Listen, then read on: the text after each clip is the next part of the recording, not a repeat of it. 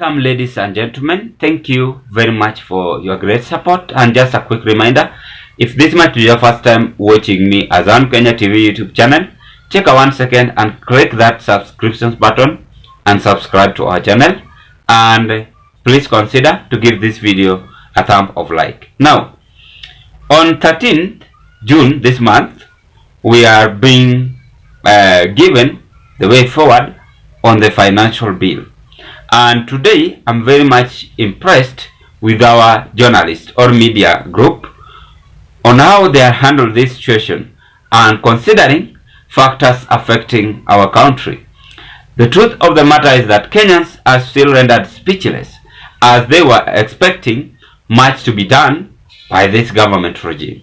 Now, that question that they are asking themselves, and also I'm asking myself, that how did we get here?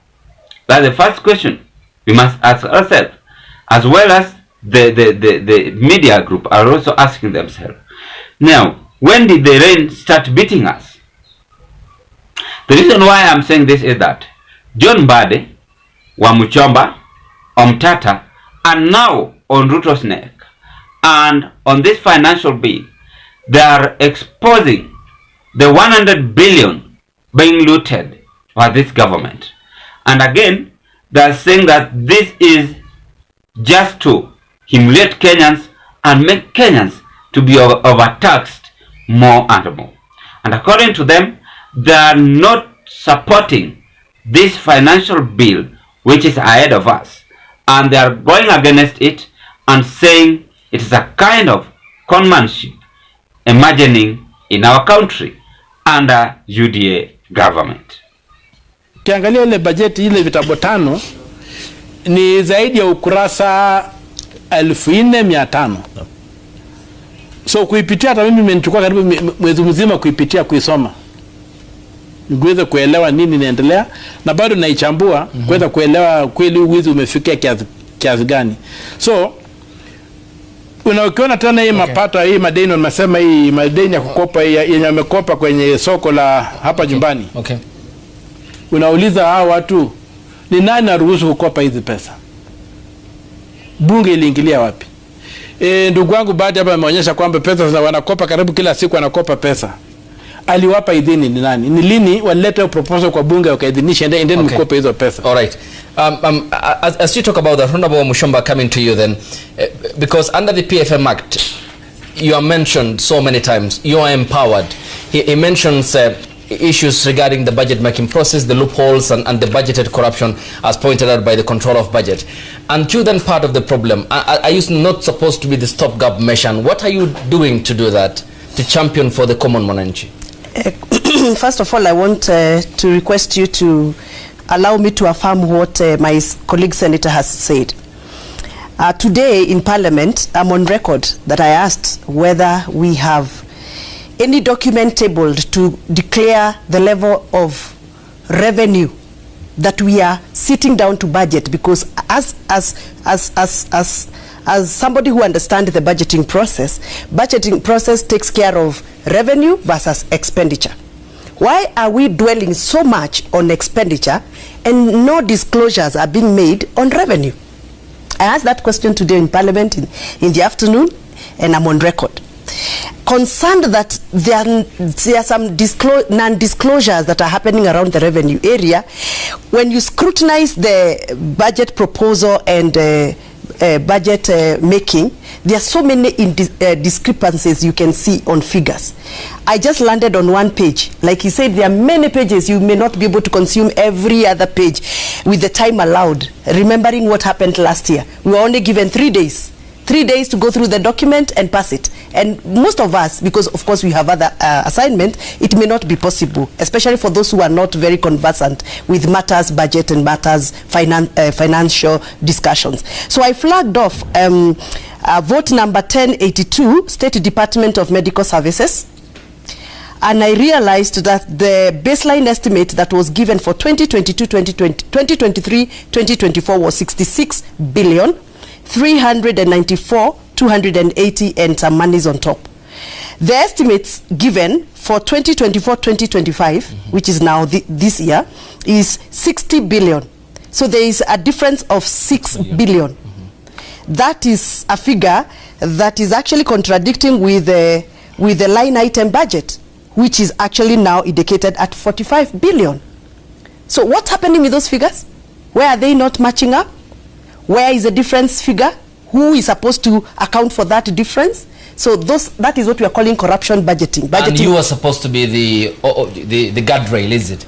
I mean, we were talking about money that it's corruption, that money is going to... Yeah, so that is public money. Exactly. But again, you are privileged as the representative of the people of Githongori to not only point that out, but also voice and then see what action can be taken. Definitely. That is why I was asking that question in Parliament, so that we can now be allowed to look at the revenues that have been tabled against the budgets, items like this one, so that we know.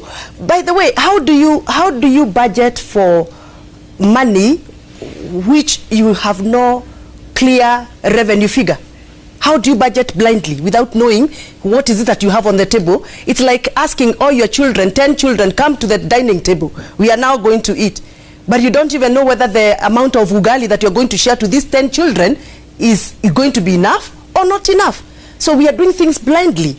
And that is why some of us have been echoing our concern and flagging off some of these issues. So the budget process in the National Assembly is actually supposed to be as heavy as making a bill into a law.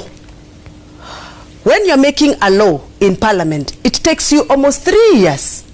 Now, when we assume that this is a 2 weeks, 3 weeks affair and engage in a hurry so that we can finalize, we make a lot of goofs.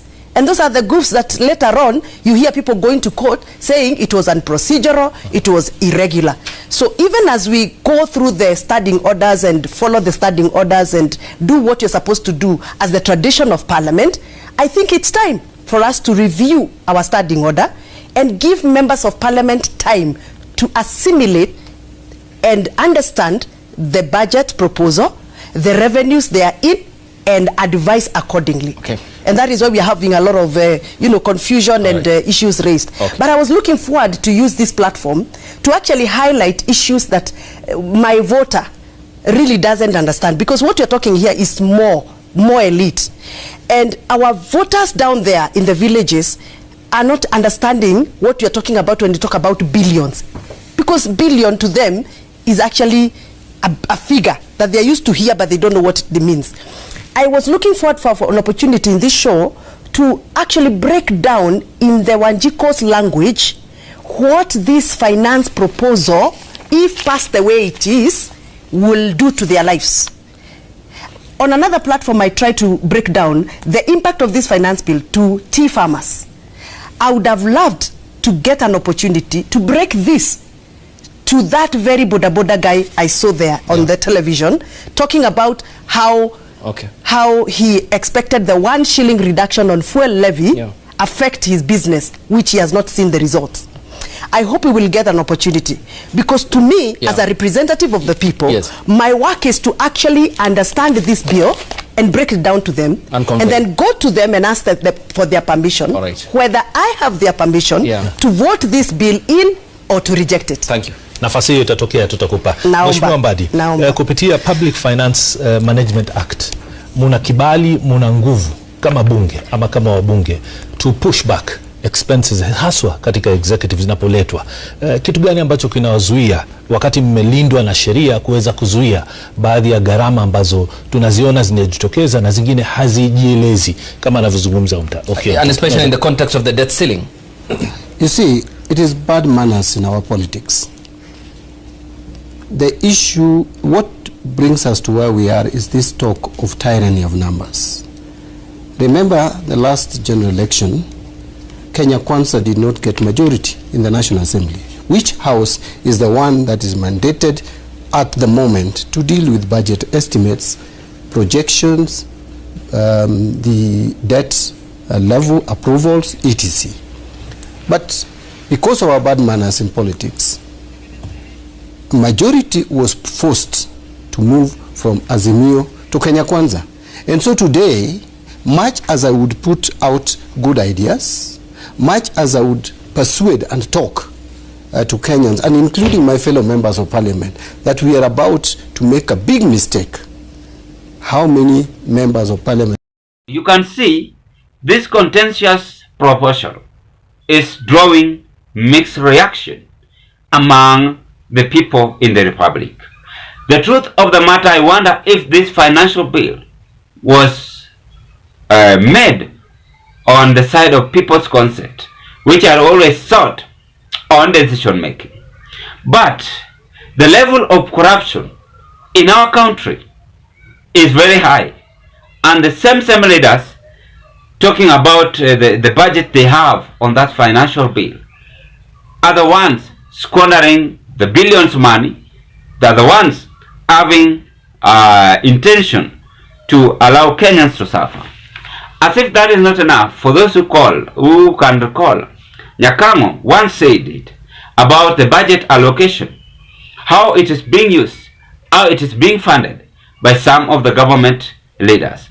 Now, there is a very big challenge here.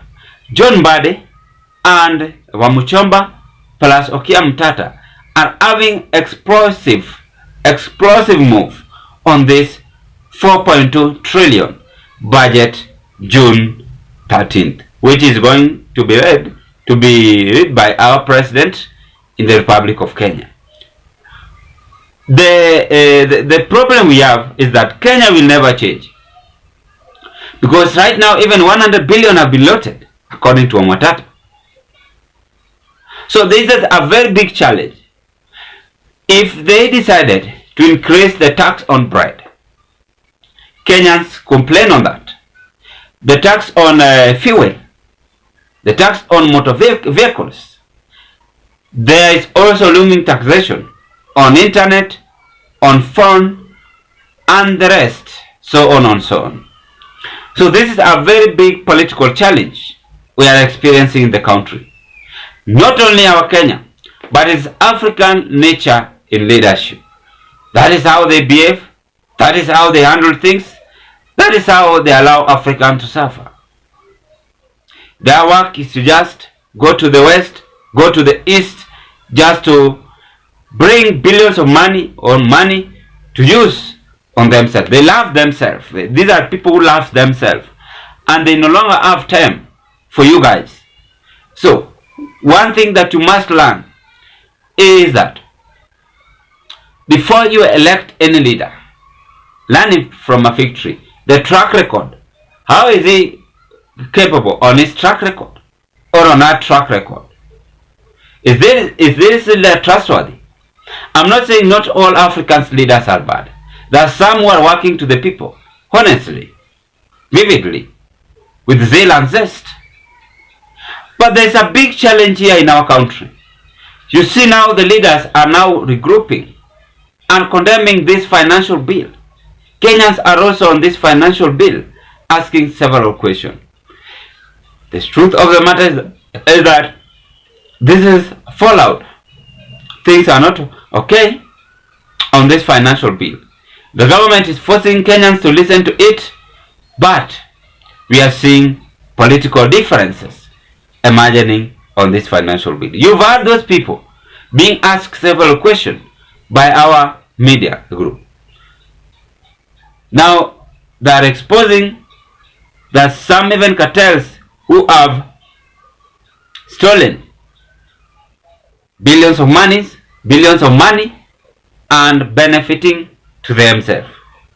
The truth of the matter is that there is contentious proportion as this is drawing mixed reaction. Let's wait and see how it is going to be handled in the next level. Ladies and gentlemen, that is the piece which I had to share with you at this point. You have also to know the financial bill status, because we are as much as concentrating on other things, but we must also know where our country is headed to. What can you say on this hot crisis?